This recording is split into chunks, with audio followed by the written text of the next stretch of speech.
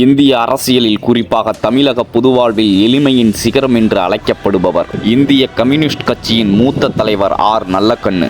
இவரது வாழ்க்கை வரலாறு ஒரு தனிமனிதனின் கதை மட்டுமல்ல, அது ஒரு சகாப்தத்தின் தியாக பயணம். 1925ஆம் ஆண்டு தூத்துக்குடி மாவட்டம் ஸ்ரீவைகுண்டத்தில் பிறந்தார். வசதியான குடும்பத்தில் பிறந்தாலும் சிறு வயதிலேயே சமூக ஏற்றத்தாழ்வுகளை கண்டு மனம் வருந்தி பொது உடைமை கம்யூனிசம் கொள்கையால் ஈர்க்கப்பட்டார். தமது 18 வயதிலேயே கம்யூனிஸ்ட் கட்சியில் இணைந்தார்.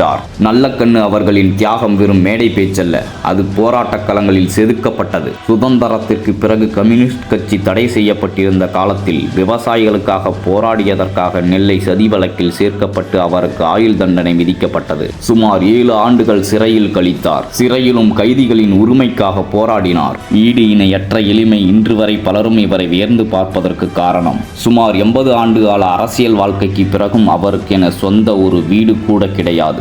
அரசு வழங்கிய வீடு மற்றும் பல்வேறு விருதுகளுடன் கிடைத்த பண முடிப்புகள், உதாரணமாக தமிழக அரசு வழங்கிய தகைசால் தமிழர் விருதுக்கான 10 லட்சம் என அனைத்தையும் கட்சிக்கும் சமூக நலனுக்கும் உடனடியாக தானமாக வழங்கியவர். அவர் இப்போதும் பேருந்துகளிலும் சாதாரண உடைகளிலும் வலம் வருவதை காணலாம். விவசாய தொழிலாளர்களின் கூலி உயர்வு மற்றும் நில உரிமைக்காக தொடர்ச்சியாக போராடியவர். தாமிரபரணி ஆற்று மணல் கொள்ளைக்கு எதிராகவும் தாது மணல் கொள்ளைக்கு எதிராகவும் நீதிமன்றம் வரை சென்று போராடி வெற்றி கண்டவர். தீண்டாமைக்கு எதிராக கிராமம் கிராமமாக சென்று மக்களிடையே விழிப்புணர்வை ஏற்படுத்தியவர். அரசியல் என்பது லாபம் ஈட்டும் தொழிலாக மாறிப்போன இன்றைய சூழலில் தன் வாழ்நாளில் ஒரு பைசா கூட ஊழல் செய்யாதவர் மற்றும் தன் கொள்கைக்காக எதையும் தியாகம் செய்பவர் என்ற பின்பமே அவரை மக்கள் தலைவனாக மாற்றியுள்ளது. மாற்றுக் கட்சியினரும் கூட இவரை ஐயா என்று மரியாதையுடன் அழைப்பது இவரது நேர்மைக்கு சான்று.